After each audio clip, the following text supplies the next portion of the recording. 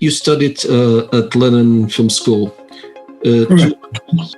To what extent did this time in London changed your view on cinema, or contributed to shape your view on cinema?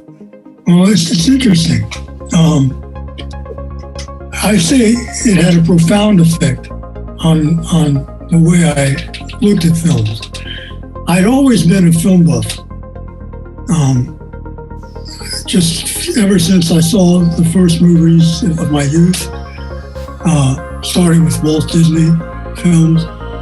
Pinocchio was the first film I saw in the theater. But I started collecting movies when I was young. And one of the earliest films I got was Eisenstein's Potemkin, because I had read that it was exceedingly well edited and that it was an outstanding film that was revolutionary, which it is, of course. And it just blew my mind. And I used to run it over and over again. And I think that early experience of watching Eisenstein kind of set me up on a particular path. So anyway, I was active in a film society in our high school that we started so that we could show movies to students at the high school and expose them to kinds of movies that they may not have known about or seen. And from the end of high school, which was 1966, through my university days, University of Wisconsin, which was 1967 to 71, or 70, actually, or 66 to 70.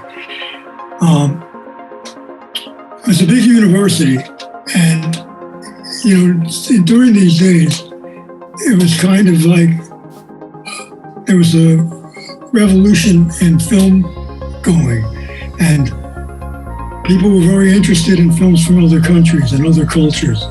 And people were very interested in historical films and the history of films. When I was in college, one of the first things I did was apply for a position on the campus newspaper to write film reviews. And I was given an assignment with my screen test, so to speak, of being able to write critiques. And I was asked to write a review of a film that we were watching that was playing in Madison, Wisconsin over that weekend. So I picked Antonioni's Red Desert, which I found to be an astounding film. It kind of broke barriers in terms of storytelling, in terms of topography, use of color, subconscious themes. I reacted to it, and it was hard for me to analyze it, but I could talk about how it affected me. Anyway, it was well received by the current editor of the film critics department at the newspaper, and I was allowed to write film criticism. So I did that, and then I got involved in a film society where we had 35 millimeter projection, and we could show movies every weekend. I was basically enamored of European cinema. Fellini, Antonioni, Scandinavian cinema, Bergman. And I was very pleased to have found a context where I could learn a lot about them and write critiques and try to understand what it is about film that I like and try to show people how to look at films in new, different ways. Anyway, I graduated college, and it was time to take a career path. Was I going to stay in academia? Was I going to get trained in filmmaking techniques? because I really didn't have a lot of training. I used to shoot little 8mm movies on my own, but they were just personal expressions. Anyway, I went to work in the family business for a while, and it was the men's clothing business.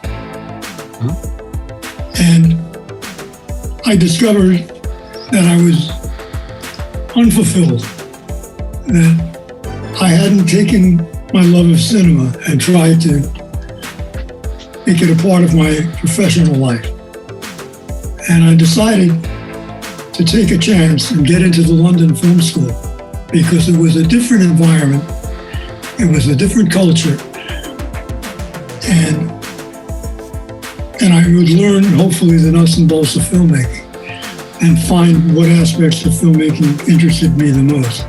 The teachers were all filmmakers, mostly English filmmakers. Their film industry had kind of gone belly up, and MGM Studios in London, in Boreham Wood, had closed down, and a lot of filmmakers went into education. And I had some great English film directors to study with. Wolf Vrilla, who directed Village of the Damned, Clive Donner, who directed What's New Pussycat, Val Guest, who directed The Quatermass Experiment and Quatermass 2. And I was familiar with their work. And then I got to work with them. Mike Lee, the English director, was a young up-and-coming director when I was at film school, and he was our head of our course. And so we got to work with some really good people. And I learned a lot of stuff. I learned how to take a Mitchell camera apart and put it back together again. I learned about editing from Frank Clark, who was an editor who was under contract to MGM, and who had edited Blow Up for Antonioni. I discovered that out of all the aspects of filmmaking that I could do, that I had a knack for editing. I gravitated towards it because I found it very fascinating and very much a kinetic expression of subconscious creative impulses. And I really enjoyed it, and I decided that I would try to get a job in editing. By the time I finished film school, it was time to decide whether I was going to stay in London and try to break into the business there, or whether I was going to go to Hollywood. Now, I came from New York. I grew up in New York. Some of my parents were on the East Coast. They moved to Florida. I moved out west. I basically traveled to Los Angeles.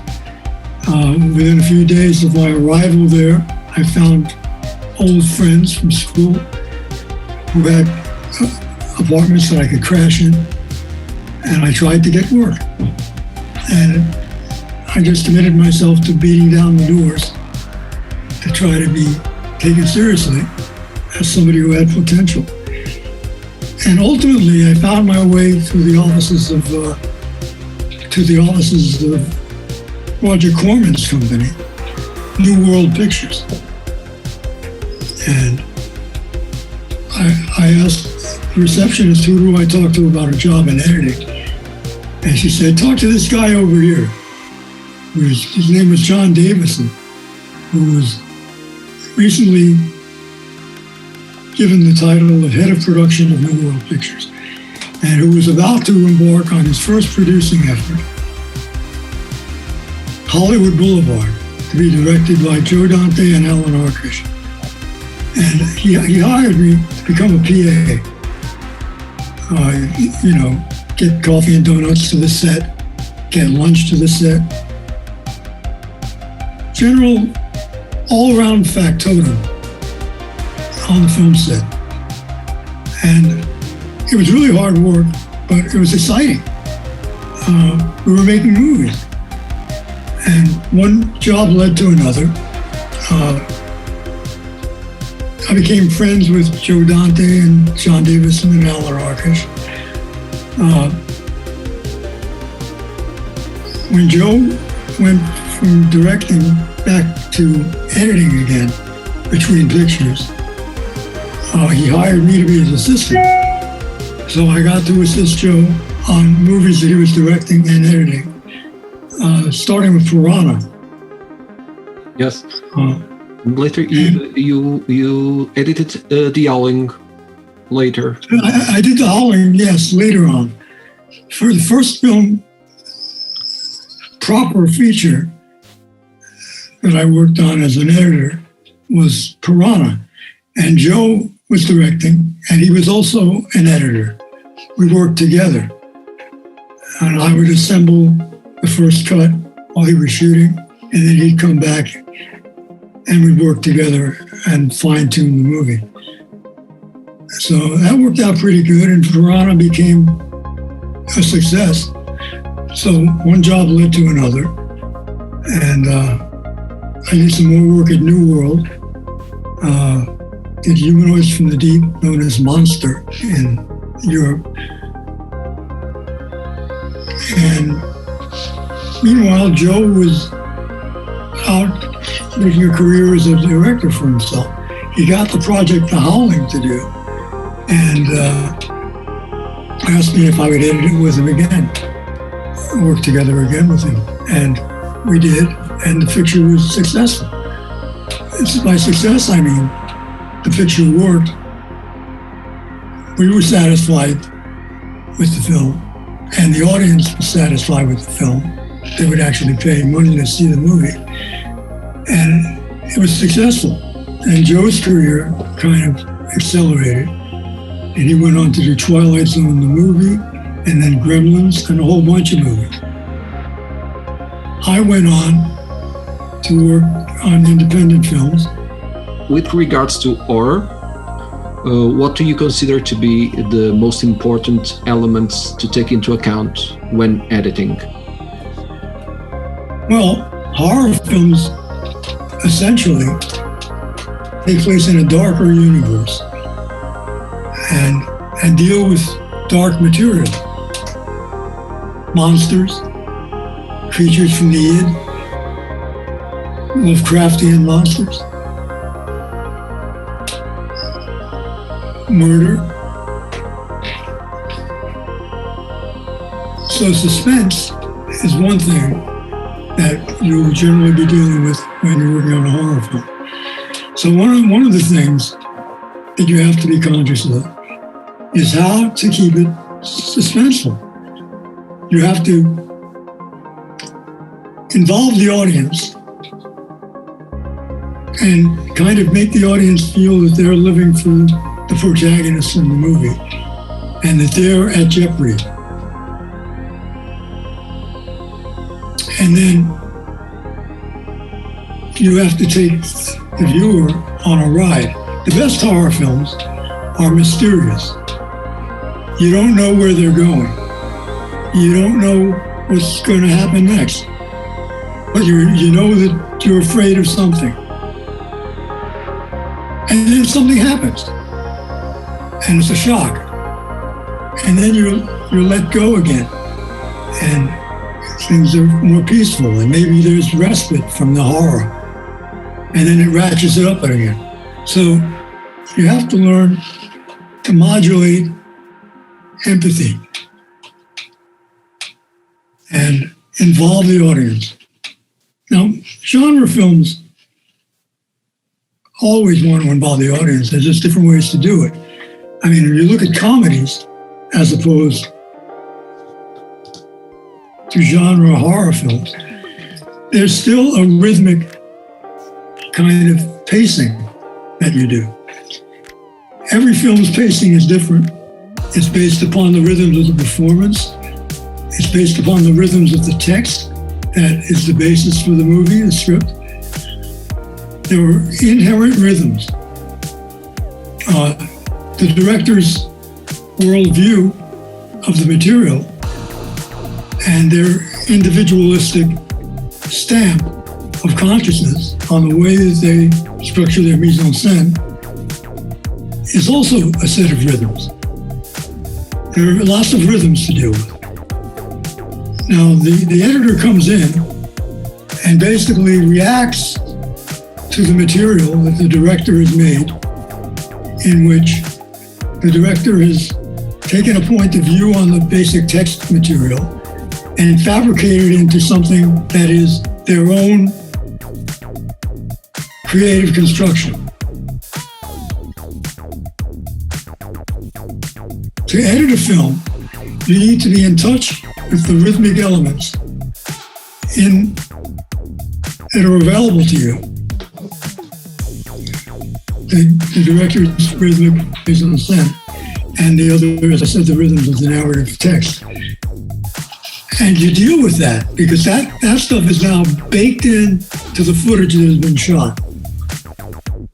So you have to find the pulse of the movie and get on the train of making that movie actualize and sculpted to create the final draft of the movie, the final edit.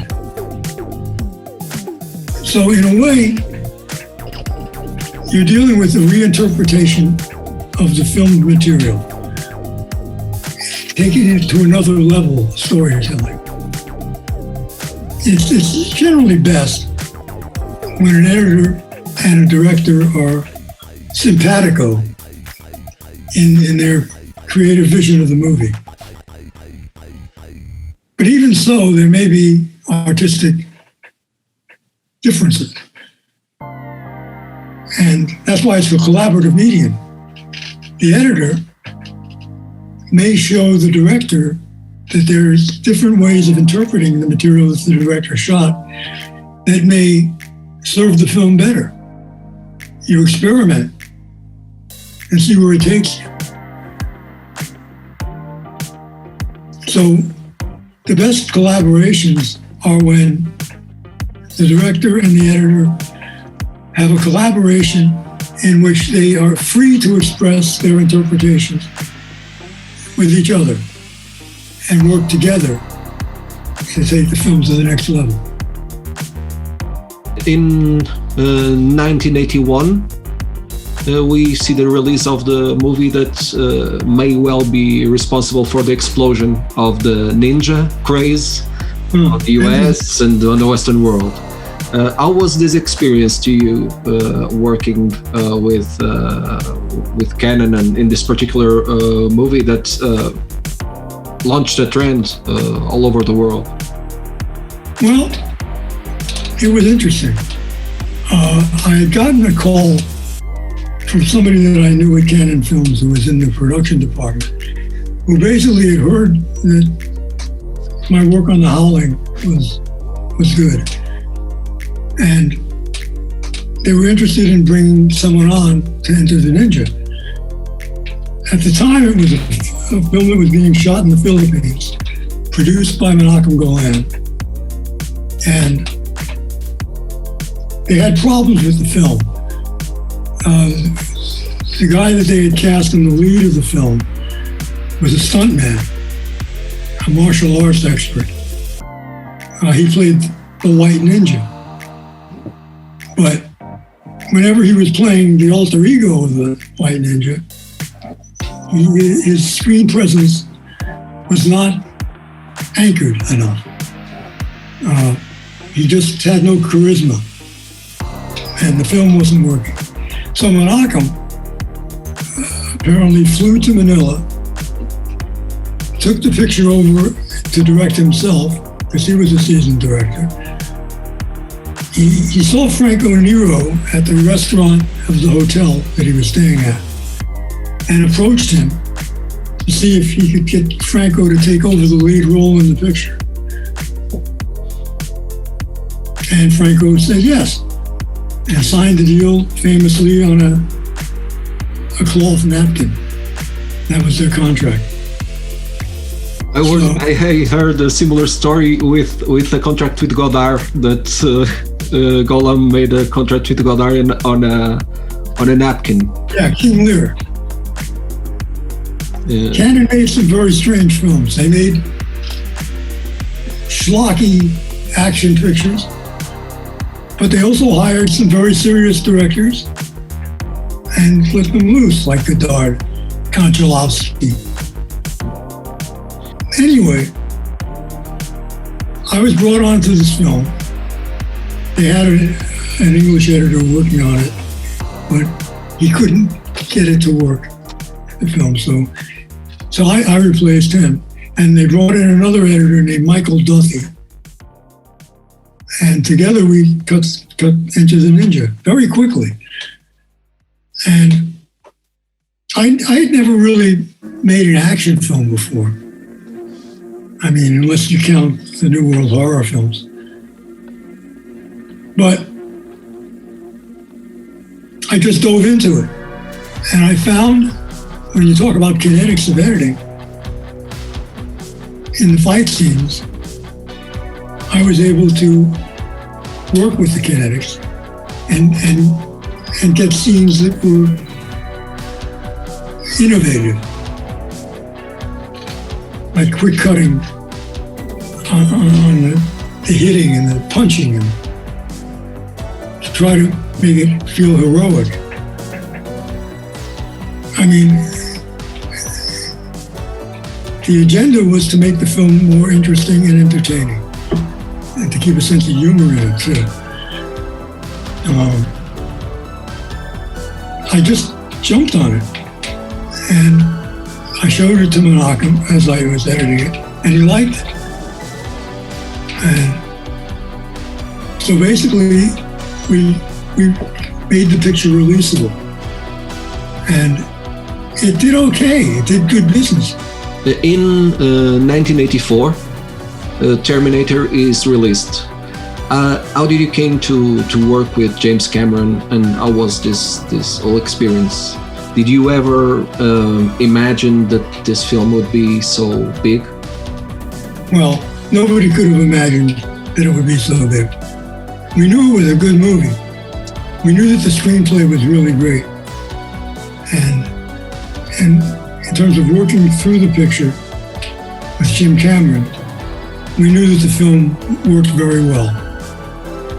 I mean, creatively, it was a challenge in that our resources were low budget, basically, and we didn't have a lot of time to make the movie.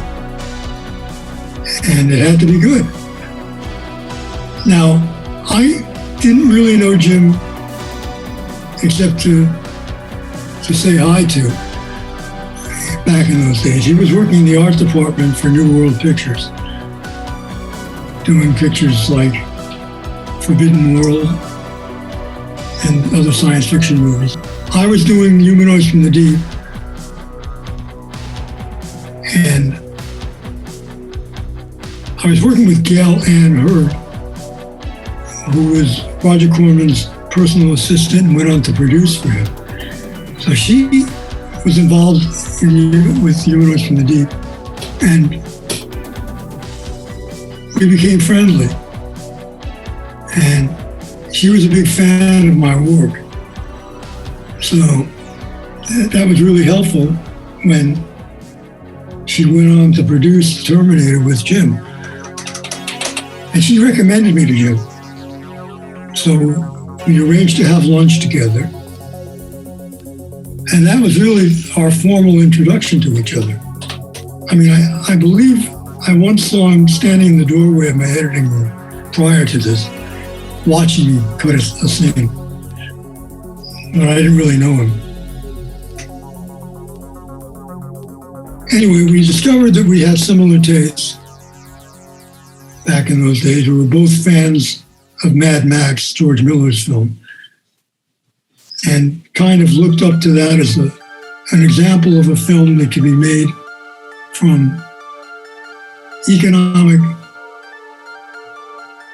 that had economic parameters for budget, but was fueled by the passion of the filmmakers to create something great. And Jim's goal was to make a world-class movie out of his screenplay. So we set to work together, and it worked out really well. Editing The Terminator was a great experience for me because the material was so terrific that I responded to it in a very positive way. And I just felt that I was destined to work on this movie because I got the material, I understood it, and I was able to work on Jim's wavelength and deliver the movie that he wanted. So we creatively we were in sync, and it worked out really well. Now, did we think it would be a huge classic hit? Nobody could have anticipated that. I do remember going to opening night on Hollywood Boulevard, and then the next day flying to New York City to see the opening Saturday night show on Broadway. And we were all very proud of what we had done. And the film was well reviewed. And it was a hit. It came out of nowhere.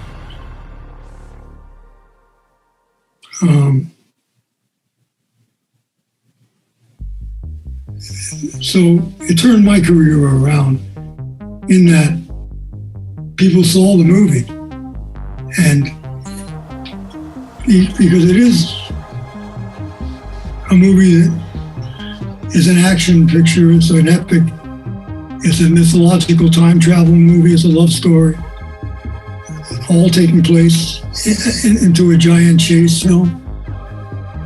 And the editing of the movie is very evident in the construction of it. In other words, as opposed to a movie in which you say it's had invisible editing, the editing is there, but you don't really notice it because the movie's playing. Here, you do notice it. And the music plays as well. The movie plays as well. It just works.